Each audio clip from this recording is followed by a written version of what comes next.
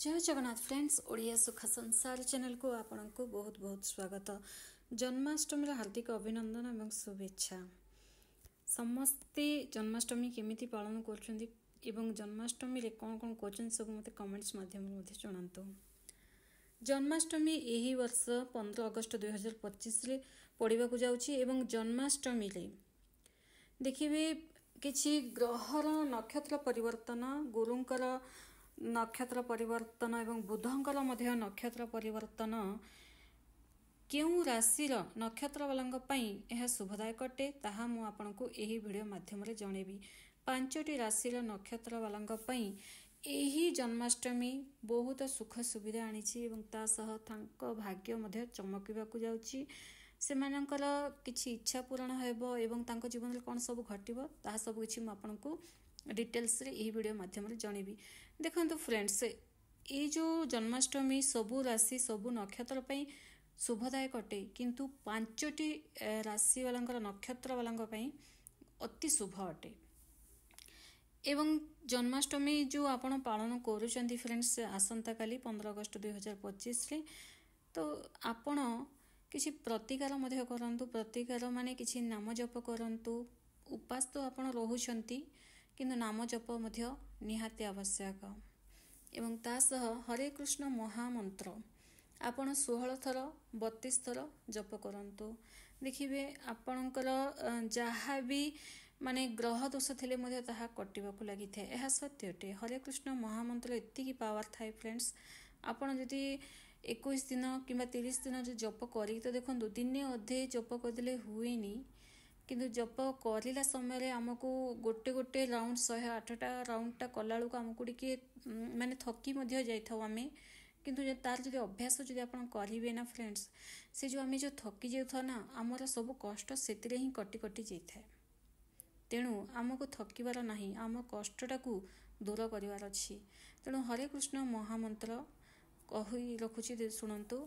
हरे Krishna Krishna Krishna Hare Hare Hare Ram Ram Ram Hare Hare.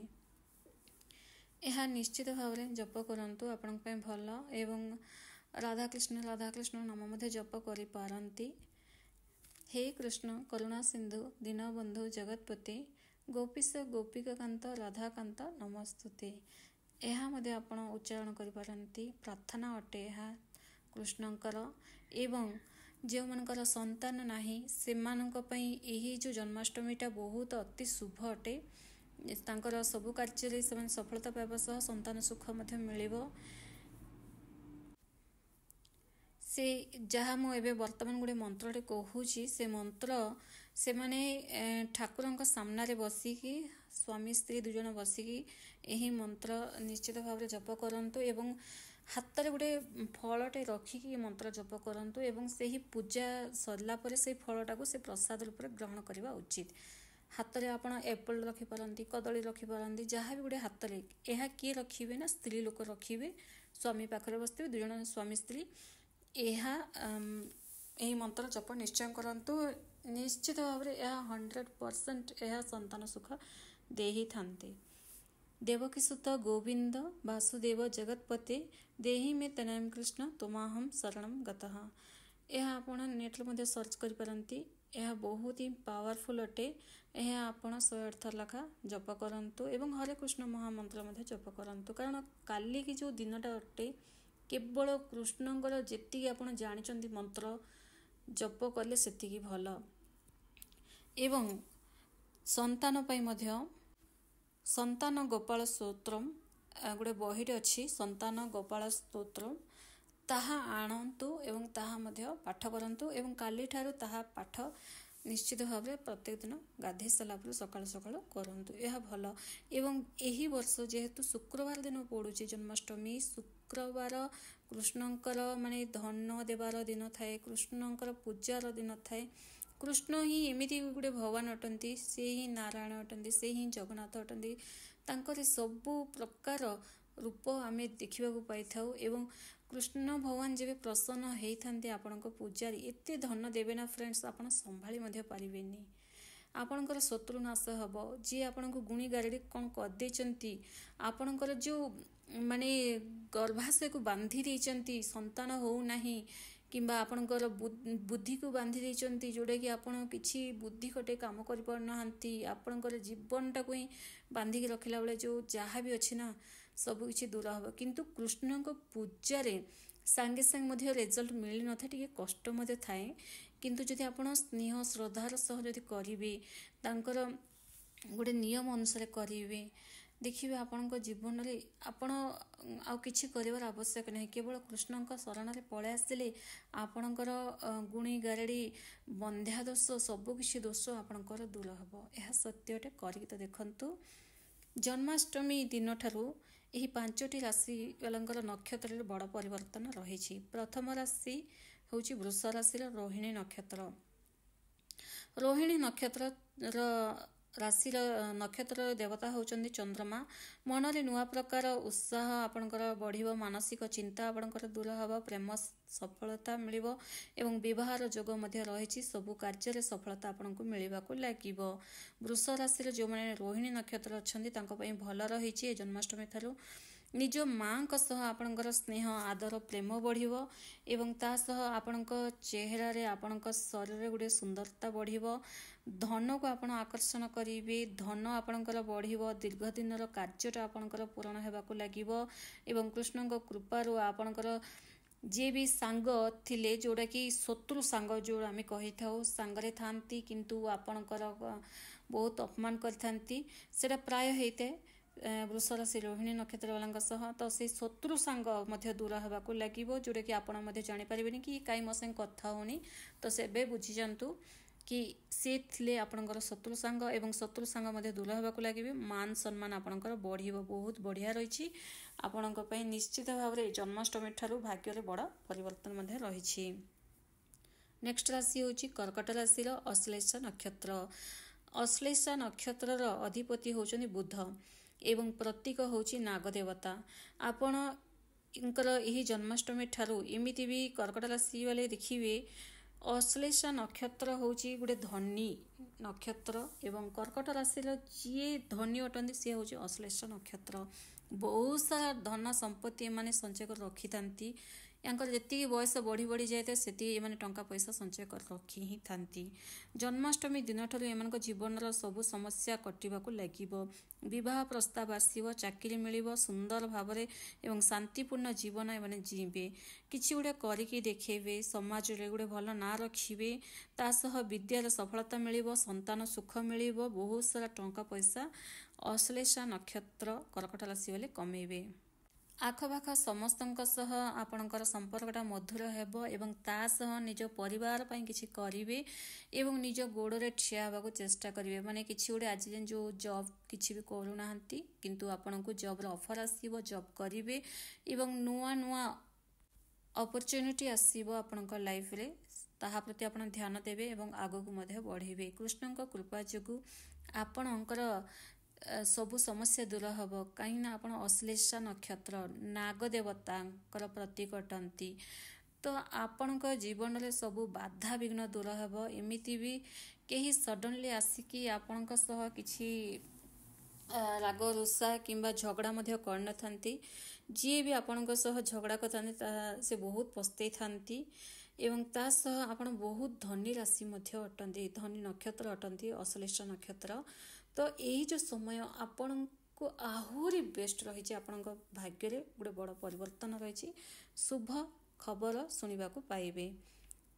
Next ରାଶି ହେଉଛି ତୁଳା ରାଶିର ବିଶାଖା ନକ୍ଷତ୍ର। ବିଶାଖା ନକ୍ଷତ୍ରର ଅଧିପତି ହେଉଛନ୍ତି ଗୁରୁଦେବ। ଧନ କମେଇବାର ମାର୍ଗ ଫିଟିବ ଫ୍ରେଣ୍ଡସ୍। ଯେଉଁମାନେ ତୁଳା ରାଶିର ବିଶାଖା ନକ୍ଷତ୍ର ଅଛନ୍ତି, ନୂଆ ନୂଆ ଆଇଡ଼ିଆ ମନକୁ ଆସିବ, ସାଙ୍ଗସାଥି ବହୁତ ହେବେ, ଆପଣଙ୍କର ମନ ଆପଣଙ୍କର ପ୍ରସନ୍ନ ରହିବ, ମନର ଚିନ୍ତାଟା ଦୂର ହେବ, ବ୍ୟାଙ୍କ ବାଲାନ୍ସ ଆପଣଙ୍କର ବଢ଼ିବ, ଟଙ୍କା ବହୁତ କମେଇବେ। କୃଷ୍ଣଙ୍କ କୃପାରୁ ଭାଗ୍ୟ ହିଁ ବଦଳିଯିବ। ଯିଏ ଆପଣଙ୍କର କଥା ମାନୁନଥିଲେ କଥା ମାନିବାକୁ ଲାଗିବେ। ଶାରୀରିକ ସମସ୍ୟା ଆପଣଙ୍କର କିଛି ଯଦି ଥିଲା, କିଛି ରୋଗ ଥିଲା, ତାହା ଦୂର ହେବ। ଆପଣ ଯଦି କିଛି ମନ୍ଦ ଅଭ୍ୟାସରେ ଯଦି ପଡ଼ିଯାଇଛନ୍ତି, ଆପଣ ନ ଚାହିଁକି ବାରମ୍ବାର ଆପଣ ଜାଣିଛନ୍ତି ସେଇଟା ଗୋଟେ ମନ୍ଦ ଅଭ୍ୟାସ, କିନ୍ତୁ ନ ଚାହିଁକି ବି ବାଧ୍ୟ ହୋଇକି ଆପଣ କରୁଛନ୍ତି କିଛି ଗୋଟେ ମନ୍ଦ ଅଭ୍ୟାସ, ଯେମିତିକି ଡ୍ରିଙ୍କସ୍ କରିବା, ବହୁତ ଗୁଡ଼ିଏ ଅଛି ଫ୍ରେଣ୍ଡସ୍। ମୁଁ ଏଇଠି ଆପଣଙ୍କୁ କ'ଣ କହିବି, ତ କିଛି ଯଦି ମନ୍ଦ ଅଭ୍ୟାସ ଆପଣଙ୍କର ଅଛି ତାହା ମଧ୍ୟ ଦୂର ହେବ। କାରଣ ଆପଣଙ୍କର ଶରୀରରେ ସମସ୍ୟା ହେଉଛି ଆପଣଙ୍କର ମନ୍ଦ ଅଭ୍ୟାସ ଯୋଗୁଁ। ଶରୀରରେ ଉର୍ଜା ଆପଣଙ୍କର ବଢ଼ିବ। ବାଣୀରେ ଗୋଟେ ଗମ୍ଭୀର ଦମ୍ ରହିବ ଆପଣଙ୍କର ଫ୍ରେଣ୍ଡସ୍। ବାଣୀ ଆପଣଙ୍କର ମଧୁର ହେବ ସହ ବହୁତ ବଢ଼ିଆ ରହିବ। ଲୋକେ ଆପଣଙ୍କର କଥା ହିଁ ଶୁଣିବାକୁ ଅଧିକରୁ ଅଧିକ ପସନ୍ଦ କରିବେ। ସୁନା ଗହଣା ଆପଣ କିଣିବେ। ଦୀର୍ଘ ଦିନର ଅଟକିଥିବା କାର୍ଯ୍ୟ ଗୁଡ଼ାକ ଆପଣଙ୍କର ପୂରଣ ହେବାକୁ ଲାଗିବ। ପ୍ରେମ ସମ୍ପର୍କରେ ମଧୁରତା ଆସିବ ଏବଂ ଆପଣଙ୍କର ଯଦି ବ୍ରେକଅପ୍ ହେଇଥିଲେ ପୁଣି ମିଶିବେ। ଗିଫ୍ଟ ମଧ୍ୟ ଆପଣ ବହୁତ ସାରା ପାଇବେ, ଆପଣଙ୍କର ଫ୍ରେଣ୍ଡସ୍ ମାଧ୍ୟମରେ ହେଉ କିମ୍ବା ଆପଣଙ୍କର ଲଭ୍ ରିଲେସନ୍ ମାଧ୍ୟମରେ ହେଉ କିମ୍ବା କେଉଁ ମାଧ୍ୟମରେ ହେଲେ ଆପଣ ଗିଫ୍ଟ ତ ନିଶ୍ଚୟ ଭାବରେ ପାଇବେ, ବହୁତ ସାରା ଗିଫ୍ଟ ପାଇବେ। ଆଧ୍ୟାତ୍ମିକ ପ୍ରତି ଆପଣଙ୍କ ରୁଚି ବଢ଼ିବ। ପିତାମାତାଙ୍କ ଠାରୁ କିଛି ଭଲ ଖବର ଶୁଣିବାକୁ ମଧ୍ୟ ପାଇବେ। ଏହି ଜନ୍ମାଷ୍ଟମୀ ଠାରୁ ମଧ୍ୟ ତୁଳା ରାଶି ବିଶାଖା ନକ୍ଷତ୍ର ବାଲାଙ୍କର ବହୁତ ବଢ଼ିଆ ରହିଛି। ନେକ୍ସଟ ରାଶି ହେଉଛି ଧନୁରାଶିର ଉତ୍ତରଷାଢ଼ା ନକ୍ଷତ୍ର, ଯିଏକି ଉତ୍ତରଷାଢ଼ା ନକ୍ଷତ୍ରର ଅଧିପତି ମାନେ ଦେବତା ହେଉଛନ୍ତି ସୂର୍ଯ୍ୟ ଦେବତା। ଭାଗ୍ୟ ବଦଳିବାର ସମୟ ଆସିଯାଇଛି ଫ୍ରେଣ୍ଡସ୍। ଚାକିରି ମିଳିବ, ପ୍ରମୋସନ୍ ହେବ, ଗୋଟେରୁ ଅଧିକ କାର୍ଯ୍ୟ ଆପଣଙ୍କର ହେବାକୁ ଲାଗିବ। ଯେଉଁଟାକି କାମ ହିଁ ହେଉନଥିଲା ସେସବୁ କାମ ହେବାକୁ ଲାଗିବ। ମନର ଭୟଟା ଆପଣଙ୍କର ଦୂର ହେବ। ଆଧ୍ୟାତ୍ମିକ ଶକ୍ତି ଆପଣ ଅନୁଭବ କରିବେ। ଆଧ୍ୟାତ୍ମିକ ପ୍ରତି ଆପଣଙ୍କ ରୁଚି ବଢ଼ିବ। ହୁଏତ ଏହି ଜନ୍ମାଷ୍ଟମୀ ପରଠାରୁ ଆପଣ କିଛି ଗୋଟେ ଦୀକ୍ଷା ମଧ୍ୟ ନେଇପାରନ୍ତି କିମ୍ବା କୌଣସି ଠାକୁର ପ୍ରତି ଆପଣ ବେଶୀ ଆଟ୍ରାକ୍ଟ ହେଇ ତାଙ୍କରି ହିଁ ପୂଜା କରିବାକୁ ଲାଗିବେ ଏବଂ ତାଙ୍କ ପ୍ରତି ଅଧିକରୁ ଅଧିକ ଜାଣିବାକୁ ମଧ୍ୟ ଚେଷ୍ଟା କରିବେ। ଏବଂ ତା ସହ ପାରିବାରିକ ଚିନ୍ତା ଆପଣଙ୍କର ଦୂର ହେବ। ଯଦି ଆପଣଙ୍କର ପରିବାରରେ କାହାର ସ୍ୱାସ୍ଥ୍ୟ ଭଲ ନଥିଲା ତ ସେହିସବୁ ସମସ୍ୟାଟା ଆପଣଙ୍କର ଦୂର ହେବ। ମନ୍ଦ ଅଭ୍ୟାସ ଆପଣଙ୍କର ଦୂର ହେବ। ବିଦ୍ୟାରେ ନୂଆ କିଛି କରିକି ଦେଖେଇବେ। ଯେଉଁମାନେ ଶିକ୍ଷା କ୍ଷେତ୍ରରେ ଅଛନ୍ତି ତାଙ୍କ ପାଇଁ ବହୁତ ବଢ଼ିଆ ରହିଛି। ଉଚ୍ଚ ପଦବୀ ପ୍ରାପ୍ତି ହେବ। ମନରେ ସନ୍ତୁଷ୍ଟ ରହିବ ସବୁବେଳେ। ପ୍ରେମ ସମ୍ପର୍କ ଭଲ ରହିବ। ଅଧିକାଂଶ ସାଙ୍ଗସାଥୀ ବନେଇବେ ଆପଣ। ବହୁତ ସାରା ସାଙ୍ଗସାଥୀ ଧନୁରାଶିର ଉତ୍ତରଷାଢ଼ା ନକ୍ଷତ୍ର ବାଲାଙ୍କ ପାଇଁ ବହୁତ ବଢ଼ିଆ ରହିଛି ସାଙ୍ଗସାଥୀ ଏବଂ ଭଲ ଭଲ ସାଙ୍ଗସାଥୀ ଆପଣଙ୍କ ସହ ବନିବେ ଏବଂ ବହୁତ ବଢ଼ିଆ ରହିବ। ମନ ସବୁବେଳେ ପ୍ରସନ୍ନ ରହିବ। ଜନ୍ମାଷ୍ଟମୀ ପରଠାରୁ ଆପଣଙ୍କ ଜୀବନରେ ଗୋଟେ ବଡ଼ ଟର୍ଣ୍ଣିଂ ପଏଣ୍ଟ ସହ ବହୁତ ବଡ଼ ଯେଉଁଟାକି ଆପଣ ଚାହୁଁଥିଲେ କି ଲାଇଫ୍ ଚେଞ୍ଜ ହେଉ ବୋଲି ଏଇ ଜନ୍ମାଷ୍ଟମୀ ଠାରୁ କୃଷ୍ଣଙ୍କ କୃପାରୁ ଆପଣ ବହୁତ ଆଗେଇବେ ଫ୍ରେଣ୍ଡସ୍। ଉତ୍ତରଷାଢ଼ା ନକ୍ଷତ୍ର ବୋଲେ ଥାନ୍ତି ଉଚ୍ଚ ପଦବୀ ପ୍ରାପ୍ତିର ବ୍ୟକ୍ତି ଥାନ୍ତି। ଦେଖିବେ ବଡ଼ ବଡ଼ ଅଫିସରେ ଯଦି ଆପଣ ଯିବେ ତାଙ୍କ ରାଶି ଏବଂ ନକ୍ଷତ୍ର ଯଦି ପଚାରିବେ ତ ନିଶ୍ଚିତ ଭାବରେ ସେ ଉତ୍ତରଷାଢ଼ା ନକ୍ଷତ୍ର ରହିଥାନ୍ତି। ତ ଆପଣଙ୍କ ଜୀବନରେ ମଧ୍ୟ ଏମିତି କିଛି ଘଟିବାକୁ ଯାଉଛି। ନେକ୍ସଟ ରାଶି ହେଉଛି କୁମ୍ଭ ରାଶି। କୁମ୍ଭ ରାଶିର ପୂର୍ବ ଭାଦ୍ରପଦ ନକ୍ଷତ୍ର। କୁମ୍ଭ ରାଶିର ପୂର୍ବ ଭାଦ୍ରପଦ ନକ୍ଷତ୍ର, ଯିଏକି ପୂର୍ବ ଭାଦ୍ରପଦ ନକ୍ଷତ୍ରର ଅଧିପତି ହେଉଛନ୍ତି ଗୁରୁଦେବ। ଗୁରୁଦେବ ଯେଉଁଟାକି ବୃହସ୍ପତି ମଧ୍ୟ ଆମେ କହିଥାଉ। ତ ବହୁତ ବଢ଼ିଆ ରହିଛି ସମୟ ଆପଣଙ୍କ ପାଇଁ। ସବୁ କାର୍ଯ୍ୟ ପୂର୍ଣ୍ଣତାର ସହ ସମ୍ପନ୍ନ ହେବ। ଯେଉଁଟାକି ଦେଖିବେ ପୂର୍ବ ଭାଦ୍ରପଦର ଯେ ନକ୍ଷତ୍ର ବାଲାଙ୍କର କାମ ଅଧା ଅଧୁରା ରହିଯାଇଥାଏ। କେବେ ଏକ୍ଜାମ୍ ଦେଇଥାନ୍ତି, ପାସ୍ ହେଇଥାନ୍ତି କିନ୍ତୁ ସାର୍ଟିଫିକେଟ୍ ସେ କଲେଜରେ ହିଁ ରହିଯାଇଥାଏ। ସେସବୁ ସମସ୍ୟା ଦୂର ହେବ। ଆପଣଙ୍କର ଦୀର୍ଘ ଦିନର କାମ ମଧ୍ୟ ବନିବାକୁ ଲାଗିବ। କାର୍ଯ୍ୟରେ ସଫଳତା ମିଳିବ, ଚାକିରି ମିଳିବ। ଦାମ୍ପତ୍ୟ ଜୀବନରେ ସୁଧାର ଆସିବ। ଯଦି ସ୍ୱାମୀ ସ୍ତ୍ରୀ ଭିତରେ ବାରମ୍ବାର କଳି ଝଗଡ଼ା ହେଉଥିଲା ତାହେଲେ ସୁଧାର ଆସିବ। ଶତ୍ରୁର ନାଶ ହେବ।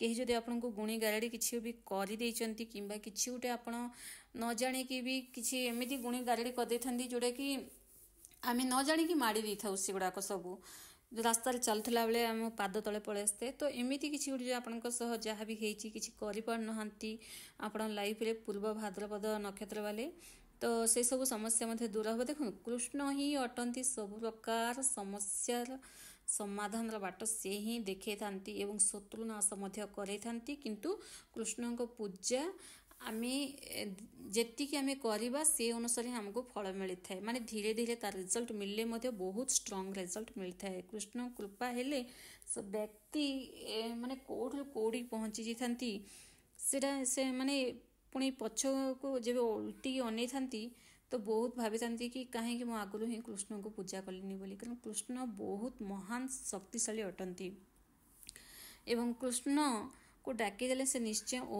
ମଧ୍ୟ କରିଥାନ୍ତି। କାରଣ ସେ ଯିଏ ପ୍ରେମ ଏବଂ ସ୍ନେହର ସହ ଡାକିଥାନ୍ତି ତାଙ୍କ ଡାକରା ନିଶ୍ଚୟ ଶୁଣିଥାନ୍ତି। ମନରେ ଆପଣଙ୍କ ସବୁବେଳେ ସନ୍ତୁଷ୍ଟ ରହିବ, ଶାରୀରିକ ରୋଗ ଦୂର ହେବ, ନ୍ୟାୟ ମିଳିବ। ଯଦି ଆପଣ କିଛି ଇଲିଗାଲ କାମରେ ଫସିଛନ୍ତି କିମ୍ବା କୋର୍ଟ କଚେରୀ କାମରେ ଫସିଛନ୍ତି ତ ନ୍ୟାୟ ମିଳିବାକୁ ଲାଗିବ। ତୀର୍ଥସ୍ଥାନ ମଧ୍ୟ ଯିବେ, ବାଣୀରେ ମଧୁରତା ଆସିବ, ଧନ ବଢ଼ିବ, ଧନ କମେଇବା ପାଇଁ ମାର୍ଗ ଫିଟିବ, ଚେହେରାରେ ସୁନ୍ଦରତା ବଢ଼ିବ, ବହୁତ ଭଲ ରହିଛି, ଆପଣଙ୍କ ମନ ପ୍ରସନ୍ନ ରହିବ। ତ ଏହା ଥିଲା 5ଟି ରାଶିର 5ଟି ନକ୍ଷତ୍ର ବିଷୟରେ। ଭିଡ଼ିଓ ଯଦି ଆପଣଙ୍କୁ ପସନ୍ଦ ଆସିଥାଏ ତାହେଲେ ଶ୍ରଦ୍ଧାର ସହ ଜୟ ଜଗନ୍ନାଥ ନିହାତି ଲେଖନ୍ତୁ ଏବଂ କମେଣ୍ଟସରେ ହରେ କୃଷ୍ଣ ମହାମନ୍ତ୍ର ନିଶ୍ଚୟ ଲେଖନ୍ତୁ ଫ୍ରେଣ୍ଡସ୍, ଯେଉଁଦ୍ୱାରା ଆପଣଙ୍କ ମାଧ୍ୟମରେ କେହି ଯଦି ସେହି ମନ୍ତ୍ରକୁ ଉଚ୍ଚାରଣ କରିବେ ତ ଆପଣଙ୍କର ପୁଣ୍ୟ ହେବ। ଧନ୍ୟବାଦ।